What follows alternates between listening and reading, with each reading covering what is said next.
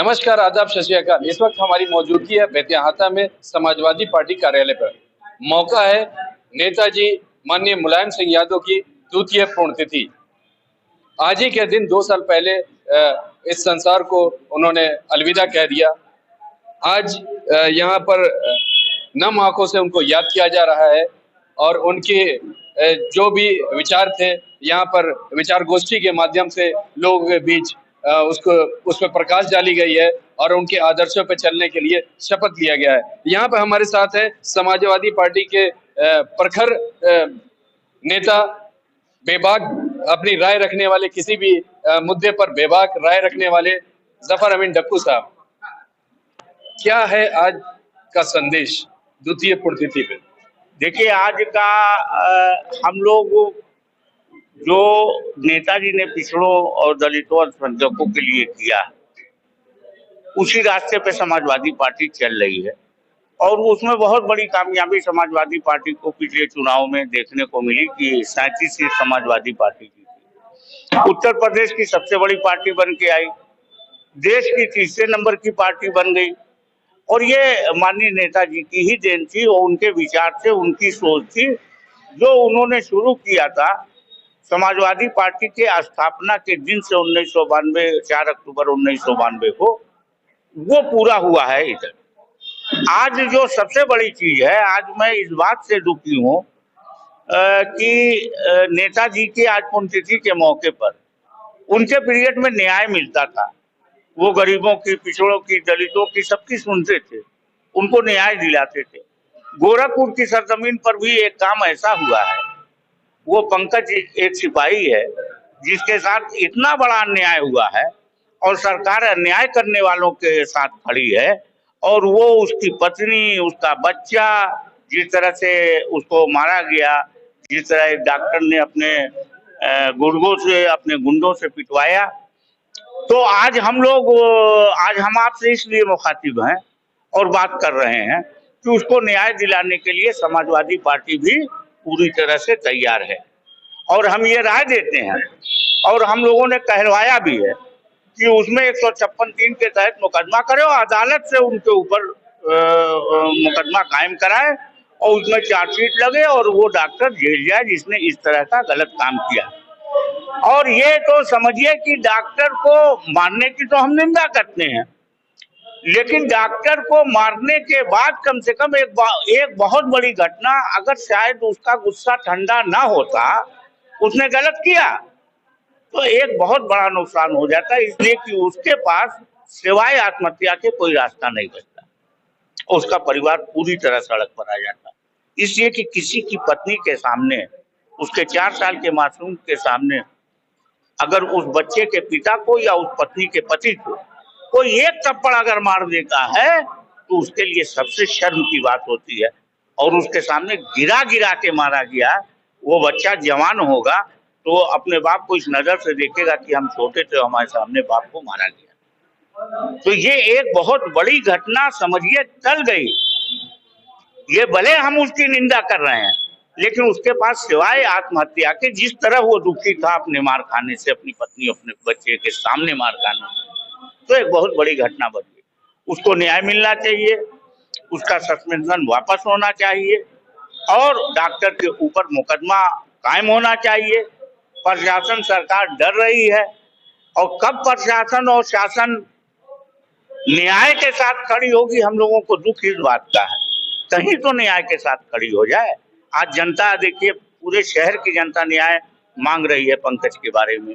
अब वकील मांग रहे हैं, तमाम डॉक्टर हैं, क्योंकि वो संगठन से जुड़े हैं इसलिए नहीं कुछ कह पा रहे हैं, वो भी उसके साथ हैं, उस डॉक्टर की निंदा कर रहे हैं। लेकिन गोरखपुर के अंदर एक संगठन ऐसा भी है कि जो डॉक्टर के साथ खड़ा हुआ है। नहीं, डॉक्टर के साथ वही लोग खड़े हैं। मैं आईएमए की बात नहीं कर रहा हूँ जी, इसके अलावा एक संगठन और है जो कि डॉक्टर के साथ खड़ा हुआ है। डॉक्टर बड़ा पैसे वाला है, बहुत पैसे वाला है, लेकिन आप देखिए कि इतना पैसे वाला होके और इतनी बड़ी विरोध में लोग उसके खड़े हैं, इसको कम ना समझिए।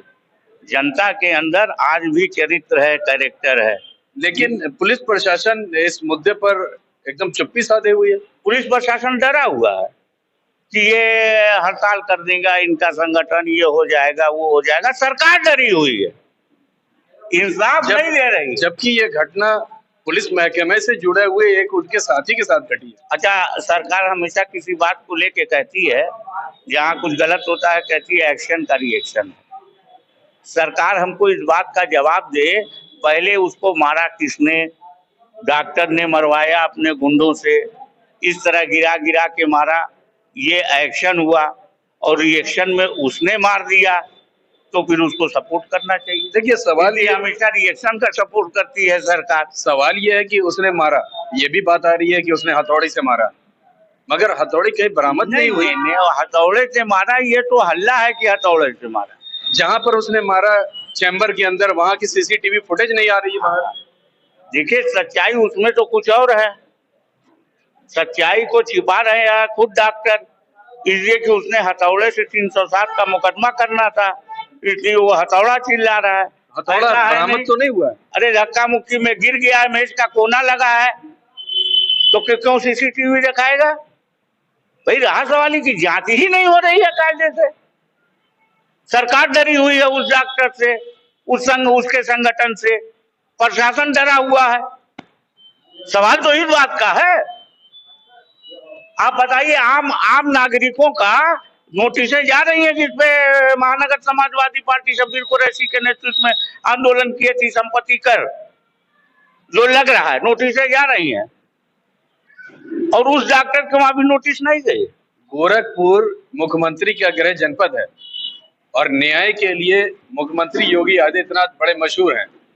वो तो तुरंत उनका बुलडोजर चलने लगता है, तो क्या इसमें न्याय मिलता हुआ दिख रहा है आपको? देखिए, न्याय तो अभी तक नहीं मिला है, लेकिन एक बात की खुशी जरूर हुई है इस बात की कि भारतीय जनता पार्टी के एक एमएलसी ने भी सरकार और प्रशासन को कोसा है इस मुद्दे पर। अब तो सरकार को सचेत होना चाहिए कि उन्हीं के पार्टी का एमएलसी जो है उसने सरकार और प्रशासन को दोनों को कोसा है और कहा है कि न्याय इसको मिलना चाहिए, अन्याय ना करे। वो शासन प्रशासन दोनों को कहा, आप उनका बयान देखिएगा, हमने देखा। तो ये अच्छी बात है कि न्याय के साथ जो लोग आए, हर दल में कुछ अच्छे लोग होते हैं, ऐसा नहीं है। बहुत से लोग खामोश होकर समर्थन दे रहे हैं और बहुत से लोग बोल के समर्थन दे रहे हैं, लेकिन सरकार पता नहीं क्यों इतना डर के काम कर रही है, गरीबों के साथ नहीं रहती है। हम थोड़ा उन्नाव का जिक्र करेंगे। आपकी विधायक हैं रागिनी सोनकर, उन्होंने एक अभी स्टेटमेंट दिया है कल कि यूपी के अंदर जो इनकाउंटर्स हो रहे हैं वो पिछड़े, दलित और अल्पसंख्यकों के ऊपर ही हो रहे हैं और उन्होंने सरकार को घेरा है। आप क्या कहना चाहेंगे? नहीं तो आप उठा के रिकॉर्ड देखिए जितने इनकाउंटर हुए हैं, एक चीज उन्होंने छोड़ दिया है, कुछ ब्राह्मणों के साथ भी हुआ है, उनका भी इनकाउंटर हुआ है।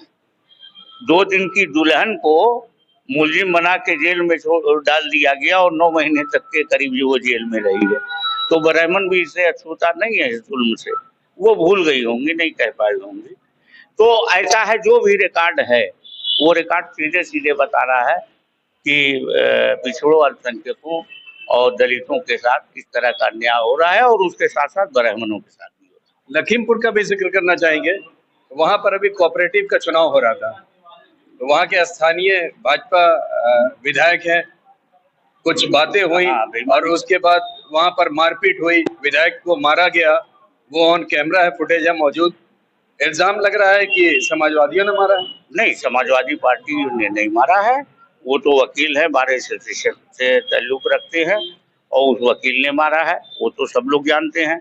लेकिन रहा सवाल की उस विधायक, बात आ रहा है कि विपक्ष वाले इसमें इन्वॉल्व हैं। अब वो अच्छा विपक्ष वाले इन्वॉल्व हैं, तो जब वकील मार रहा है, यहाँ भी तो वकील खिलाफ में आया है, इंसाफ की मांग कर रहा है, वहां तो वकील ही को इंसाफ नहीं मिला था तो वकील ने मारा, और वकील ने मारा। सरकार इतना क्यों डर गई है? असल में सरकार ये डर गई है कि इसी तरह से अब हर शहरों में ना विधायक मार खाने लगे। एक बड़ी समस्या खड़ी हो गई लखीमपुर की घटना के बाद, और वो बहुत दुखदाई है।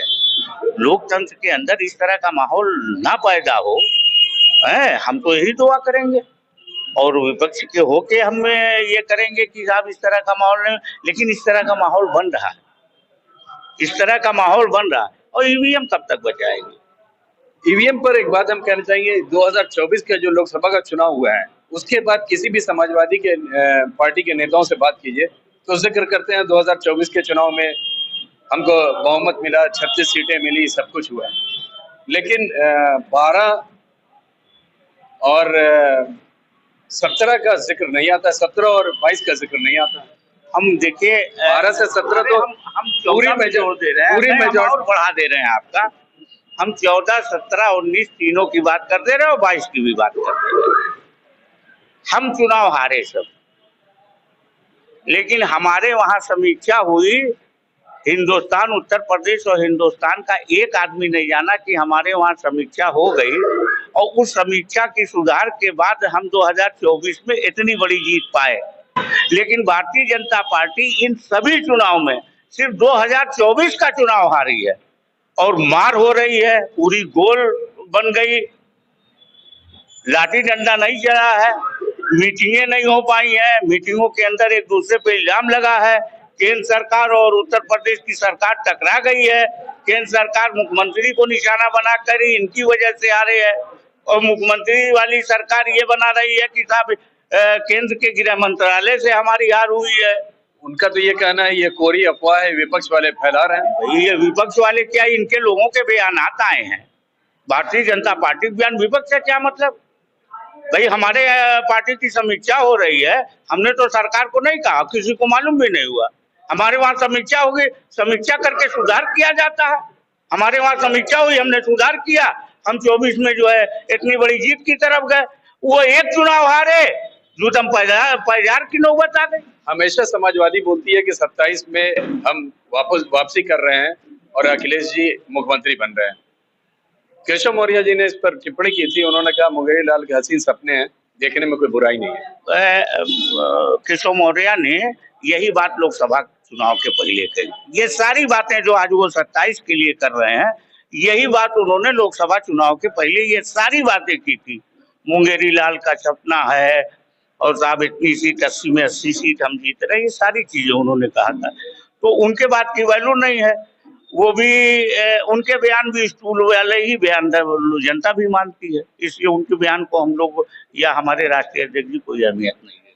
चलिए, आखिर में मौका है श्रद्धेय नेताजी के पुण्यतिथि का, इस मौके पर क्या कहना चाहेंगे, क्या करेंगे अपील जनता से और खासतौर से समाजवादी पार्टी के जो कार्यकर्ता हैं उनसे? जी, समाजवादी पार्टी के कार्यकर्ताओं से अभी अपील की गई है विचार गोष्ठी के माध्यम से और सब उस पर कायम है कि हम लोग जो माननीय राष्ट्रीय अध्यक्ष जी का नारा पीडीए का है, जो नेताजी के जमाने से चला है, उस नारे को जो वो इस वक्त इजाद किया और उस पर हम लोगों ने लोकसभा की 37 सीटें जीता, उत्तर प्रदेश की सबसे बड़ी पार्टी और देश की तीसरे नंबर की पार्टी बन गई। तो इसी नारे को लेके और इसी पर काम करके और लोगों को इंसाफ दिला के, अपने संघर्षों से लोगों को इंसाफ दिला के 27 में आएंगे। और 27 की सरकार बन रही है, ये तो विधायक के मार खाने के बाद ही तय हो गया। भारतीय जनता पार्टी को ही इसका जवाब देना है। जब उनके विधायक मार खाने लगेंगे तो 2027 में समाजवादी पार्टी की सरकार अपने आप बनेगी। इसे की जनता मार रही है, वकील मार रहे हैं, सब इनके खिलाफ है। नौजवान खिलाफ, किसान खिलाफ, अध्यापक खिलाफ, कर्मचारी खिलाफ, महिला खिलाफ, युवा खिलाफ, सब खिलाफ हैं।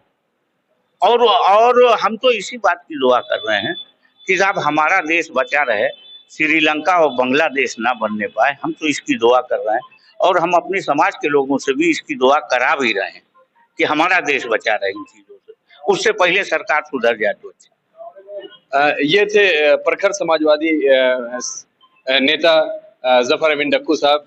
इन्होंने बेबाकी से हर मुद्दे पर अपने विचार रखा। इनको एक जो बहुत बड़ा डर सता रहा है, वो गृह युद्ध का डर सता रहा है। इशारा में इन्होंने बांग्लादेश और श्रीलंका का जिक्र किया है कि खुदा न खास्ता अगर ऐसा होता है तो बड़ी विषम परिस्थिति होगी और ऐसा न हो, हम इसके लिए दुआएं करते हैं।